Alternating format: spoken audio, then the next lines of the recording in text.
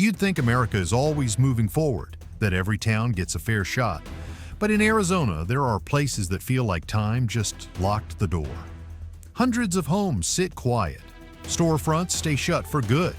Roads that used to be packed with cars are now just a wind and dust.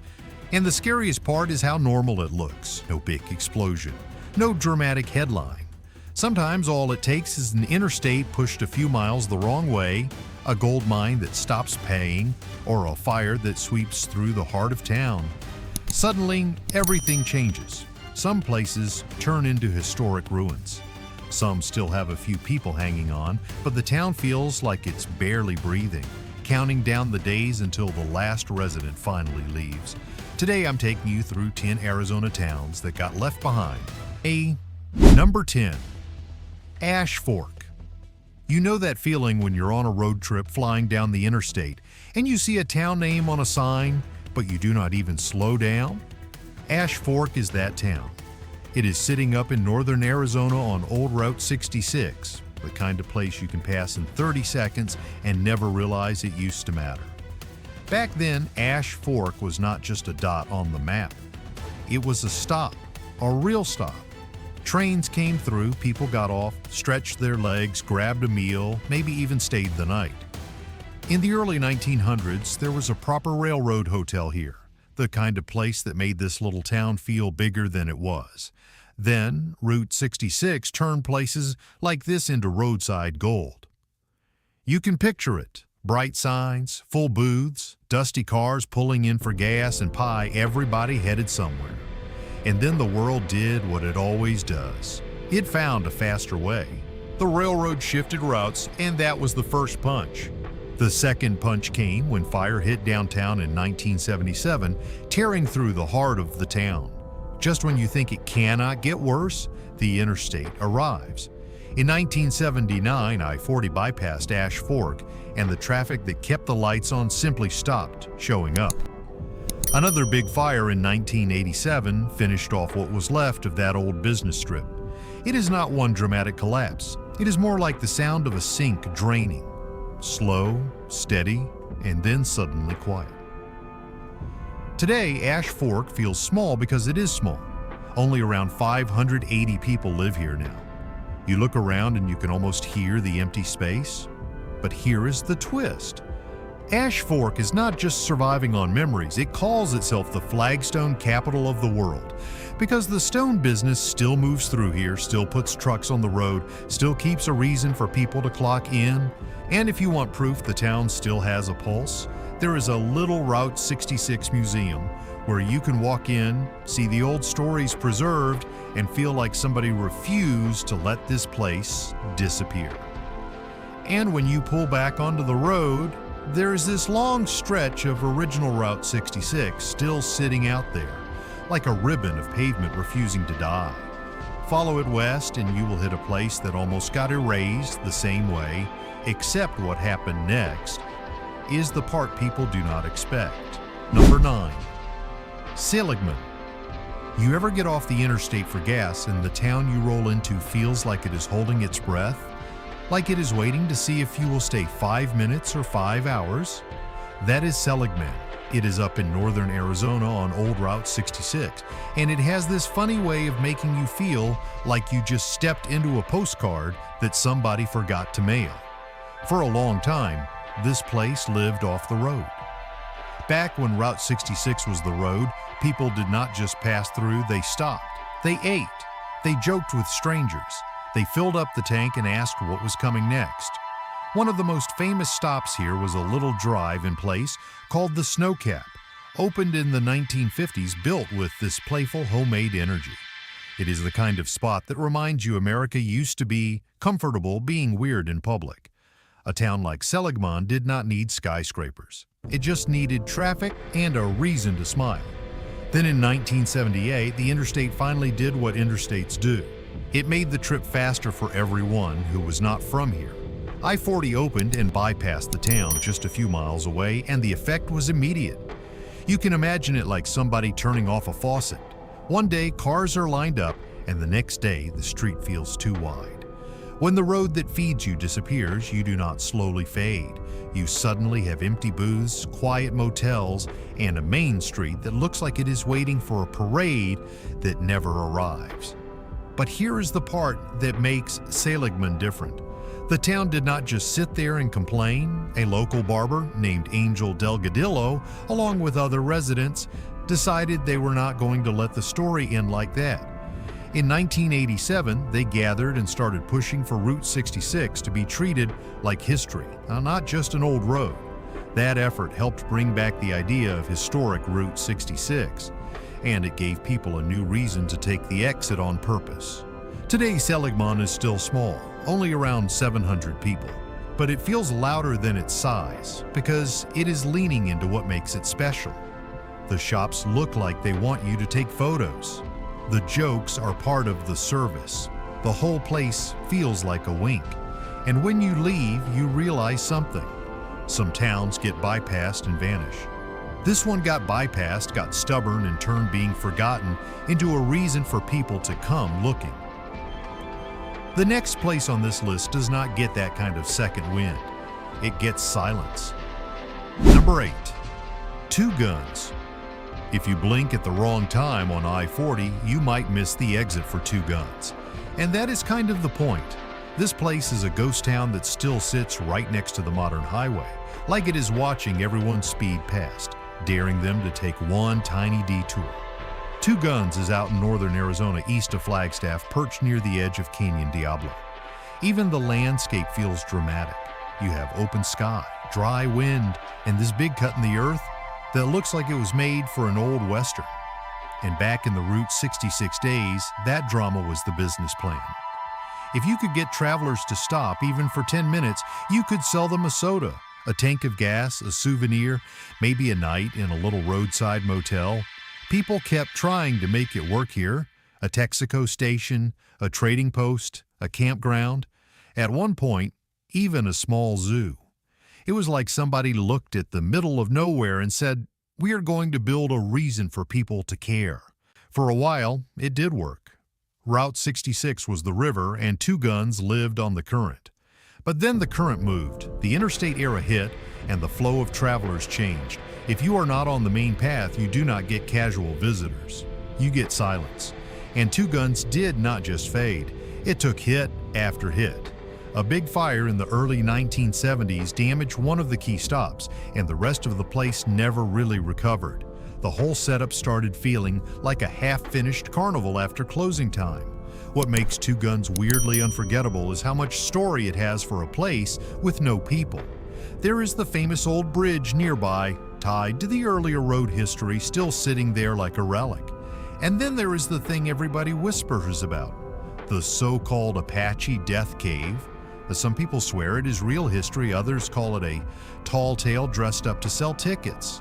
Either way, it gives the ruins this extra layer, like the desert is not just empty, it is keeping secrets. Today, there is no downtown, no steady business, no real town life. Just crumbling walls, broken windows, old foundations, and those eerie animal cages that make you stop and think, someone thought this would be a thriving attraction. And when you drive away, it sticks with you because it is not just abandoned. It is abandoned in plain sight. And the next stop on this list flips the feeling completely. Instead of silence, it is a place that looks like a ghost town, but refuses to act like one. Number 7. Oatman. If you ever wanted to see a town that looks like it should be empty but somehow feels like a party, Oatman is it. You roll in on this twisty stretch of old Route 66 through the Black Mountains, and the first thing that hits you is the road itself. It is narrow, curvy, and dramatic, like it was designed to slow you down whether you like it or not. Then you get to the main street, and you realize the locals are not who you expected. There are burros, wild donkeys just walking around like they own the place. They stand in the road. They wander up to people like they pose for photos without even trying. And the funny part is, that is basically the brand now. Oatman has this old ghost town look, but it is loud, crowded, and weirdly cheerful because everyone came to see the donkeys. But it did not start as a tourist joke. Oatman used to be a real mining town. Early in the 1900s, gold pulled people into these mountains and the place boomed. You can imagine it. Dusty boots, hard faces, a town built fast because money was moving fast. One of the biggest reminders is the old hotel on the main drag, built back in 1902, still standing like it refuses to admit the clock moved on. That hotel is the kind of detail that makes you feel the past is not just a story. It is a building you can touch. And then, like so many places out here, the town lost its engine. Mining slowed down, people drifted away, and the road changed too. Once safer routes pulled traffic elsewhere, the easy drive by customers disappeared. The kind of travelers who keep small towns alive stopped showing up, and Oatman shrank down to almost nothing. Here is the twist though. It did not fully die. It reinvented itself. Today there are very few people who actually live here, but it still gets packed with visitors. The main street feels like an Old West set, full of shops and signs and people laughing, and right in the middle of it all are those burros, the leftover descendants of the animals that once carried supplies back when this place was working for a living. So Oatman ends up being this strange little contradiction, a town that looks forgotten but refuses to stay quiet. And when you finally drive away, the mountains swallow the road again, and it starts to feel like you're leaving the noise behind on purpose. The next stop on this list is not going to give you donkeys and souvenir shops. It is going to give you something much calmer, much emptier, and the silence is the whole point. Number 6, Vulture City. Vulture City feels like the kind of place you accidentally drive past, then spend the next mile thinking, wait, did I just see a whole town sitting out there? Because it is not just one ruined building, it is a cluster of old structures still standing in the dust, like the desert never got around to erasing them. You find it out near Wickenburg down Vulture Mine Road, and the vibe changes fast. The pavement gives way to that dry, open silence Arizona does so well. Then you hit the entrance, and suddenly you are walking through the leftovers of a gold rush that once pulled people in like a magnet. This town existed for one reason: gold. The Vulture mine started back in 1863, and for decades it was the kind of operation that could build a whole community out of nothing. At its peak, people talk about thousands living out here, working, eating, sleeping, arguing, laughing, doing normal life things in a place that today feels impossible. The mine produced an insane amount of wealth over time, hundreds of thousands of ounces of gold and a huge amount of silver too. That is not just a fun fact. That is the reason there were cookhouses, shops, offices, and streets. Money built the town, and money kept it breathing. Then the money slowed down.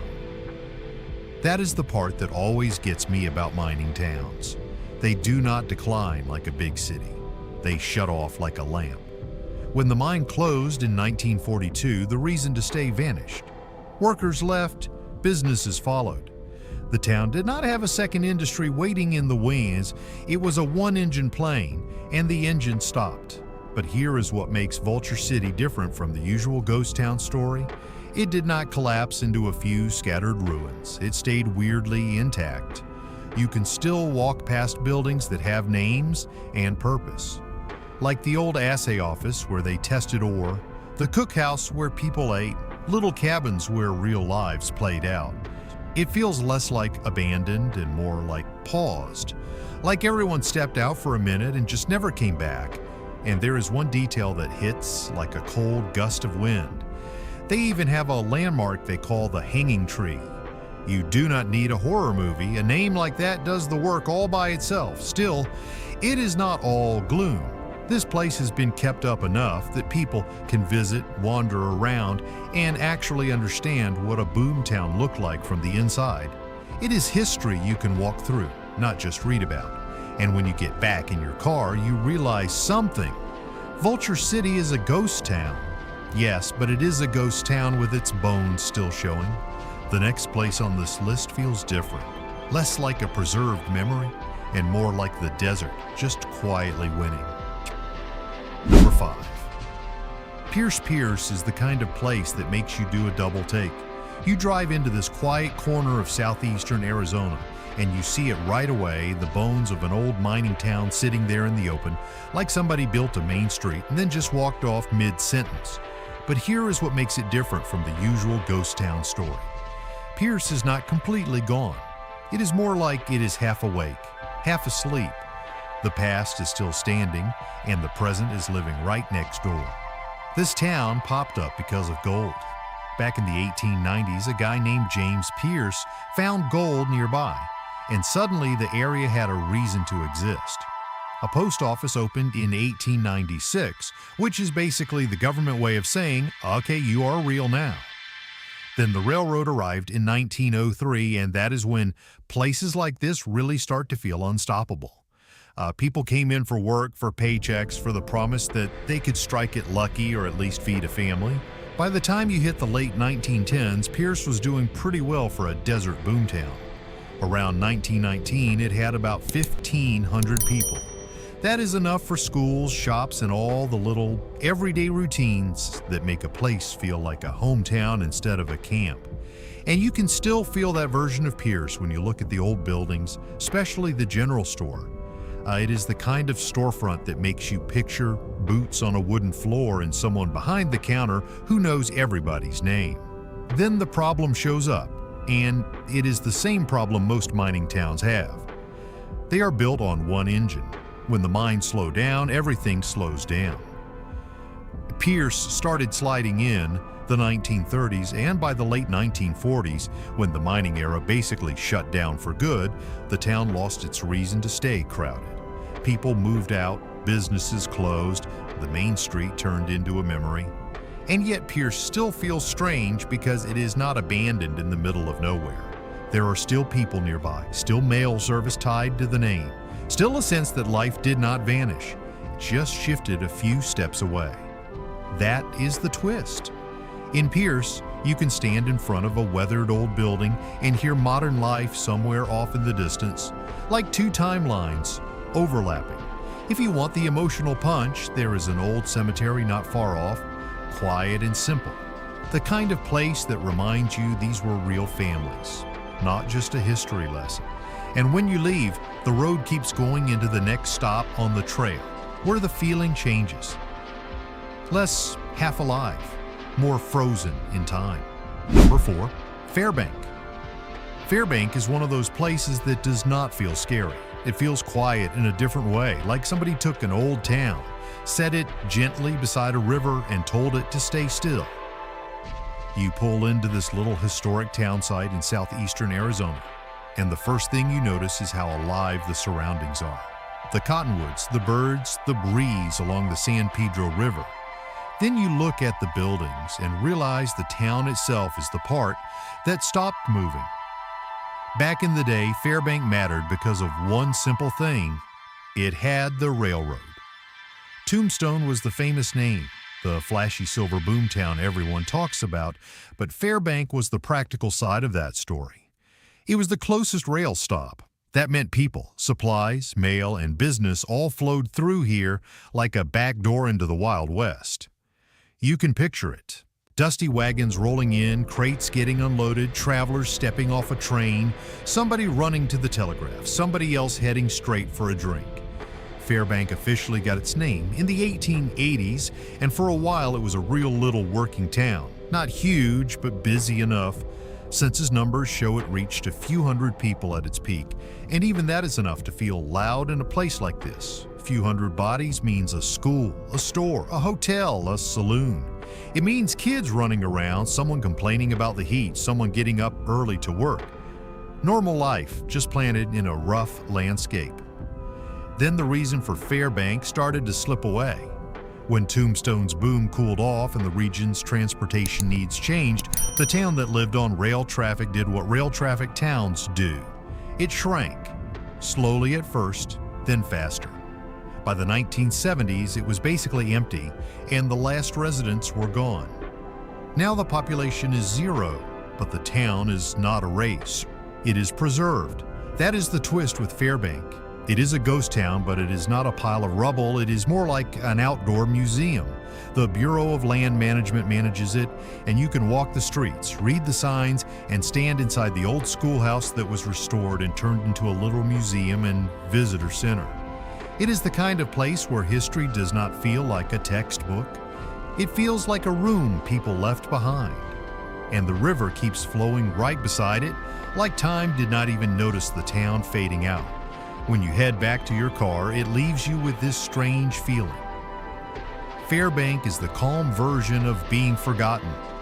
The next town on this list is not calm. It is barer, harsher, and it looks less preserved, like the desert got there first. Number 3. Gleeson does not feel like a tourist stop. It feels like a place you are not supposed to find unless you are looking for it. You take a quiet road in southeastern Arizona, the kind of road where the landscape does most of the talking, and then the town just appears. Not as a town, really. More like scattered proof that people once tried to build a life out here. This place started as a mining camp back in the 1870s when folks were chasing color in the ground. It even had a different name at first, like the town itself was still deciding what it wanted to be. Then around 1900, the story locked in. A man named John Gleeson developed a copper claim tied to the Copper Bell mine, and the town shifted and took his name. For a while it worked. Not huge, but busy enough. At its peak, around 500 people lived here, pulled in by copper and the promise that this little spot could keep paying. And you can feel that old rhythm when you look around. You start imagining a main street that actually had footsteps, a saloon that was loud, a hospital that mattered, a school where kids complained about homework like kids everywhere. The whole thing hit its best years when World War I drove demand for copper, when even small mining towns could feel important because the world suddenly needed what they had. Then the breaks came, one after another. In 1912, a big fire ripped through and destroyed a huge chunk of the town, dozens of buildings gone. They rebuilt, but it is hard to come back from something like that when you are already living on a thin margin. After the war, the mining slowed, the easy ore ran out, and the town started bleeding people. By the time the post office shut down in 1939, that was basically the official sign that everyday life had packed up and left. By the 1940s, Gleeson was already turning into a half-empty echo. Today, it is a ghost town in the purest sense. No real population, just ruins, collapsed roofs, broken walls, a cemetery out in the dirt that makes you stop talking without even meaning to. It is the kind of place where the wind feels louder because there is nothing else competing with it. But here is the twist, and it is small, which is why it hits. Gleeson still has a jail, a tiny little jailhouse built in 1910. It survived the fire, it survived the decades, and people actually restored it in the 2000s and reopened it like a miniature museum. So in a town that mostly disappeared, this one little building stayed behind to say, yeah, we were here. When you leave Gleeson, you do not feel entertained. You feel like you just walked through an old sentence with the ending missing. And the next place on this list takes that feeling even further because out there, the ruins do not even have a museum to soften the silence. Number 2. Swansea is the kind of place that makes you feel like you drove too far on purpose. You head out into western Arizona, away from the busy stuff, and the landscape just keeps getting emptier. No storefronts, no neighborhoods, just desert, low hills, and a road that feels like it is leading you off the grid. Then you pull up and realize, yeah, there really was a town out here, not a legend, an actual town. And now it is just leftovers. Swansea was built for copper. Around 1908 and 1909, it popped up fast as a place to process ore from nearby mines. And when I say town, I mean it had real numbers. By 1909, there were about 500 people living here. In 1910, a railroad line was running from Pearce into Swansea, which tells you how serious they were. They were not just digging a hole in the ground. They were building an engine, smelters, housing, a whole little system meant to turn rock into money. For a minute, it worked. You can picture the rhythm. Shift changes, supplies coming in by rail, dust in the air that smells like work, people doing their best to make a normal life in a harsh place because the paycheck made it worth it. Then the dominoes started falling. Financial trouble hit around 1911. The mine shut down. opened again briefly, and the town wobbled like it was trying to stay upright. In 1914, a Sarco stepped in, bought things up, and rebuilt parts of the operation, basically giving Swansea a second breath. But after World War I, copper prices dropped and the math got ugly again. The town started thinning out, and you can always tell when a place is truly slipping when the small everyday stuff goes away.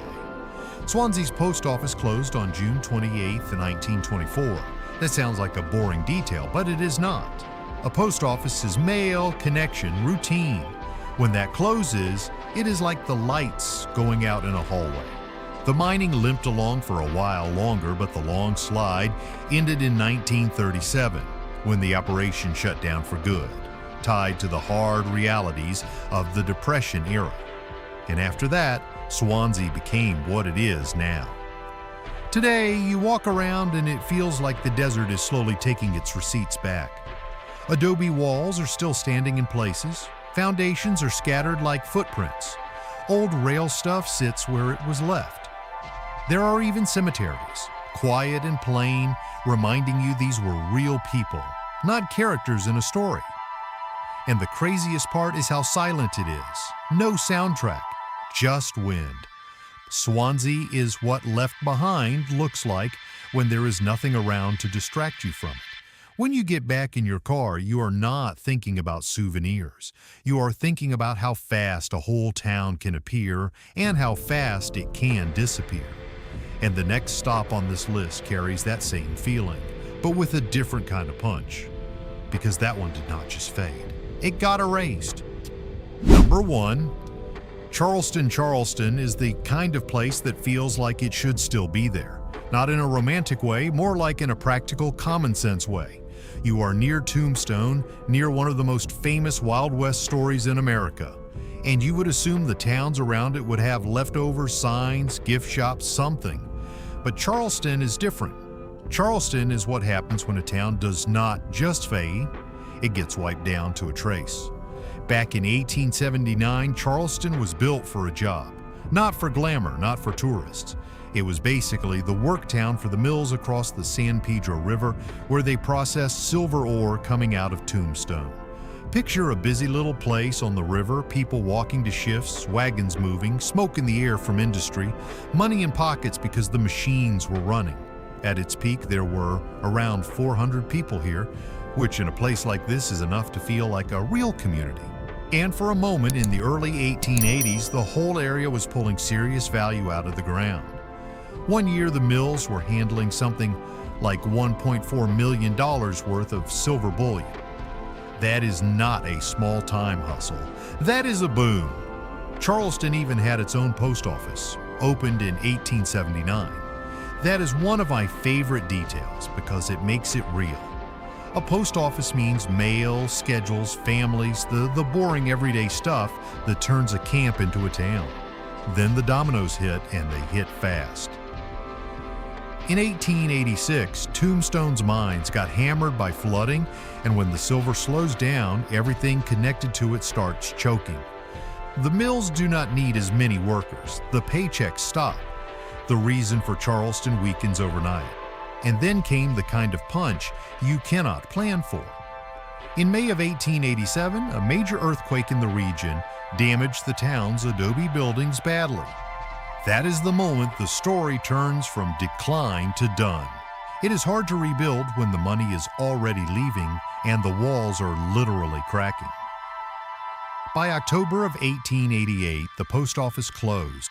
When a post office shuts down, it feels like the official stamp that says, "This place is no longer a place." Today, Charleston is mostly ruins, bits of adobe, foundations, the kind of fragments that make you squint and try to imagine where the street even was. And the strangest part is the setting. It is inside the San Pedro Conservation Area now, so nature is doing what nature does. The river keeps moving, birds keep showing up, the cottonwoods keep growing. It is peaceful, almost beautiful, and that contrast makes the disappearance feel even sharper. Charleston is not a ghost town that performs. It is a ghost town that got swallowed. And when you walk away, you do not feel like you visited history. you feel like you just found the outline of something that used to be alive. Arizona is famous for big skies and big legends, but these towns show the other side of the story. Places can be full of life one decade, then get bypassed, burned, or simply outlasted by the economy and the road. And what's left behind is not just ruins. It's proof that America is not one single picture. Now I want to hear from you. Which town on this list hit you the hardest and why? If you've ever visited one of these places, drop your story in the comments. And if you want more forgotten towns like this, hit like, subscribe, and I'll see you in the next one.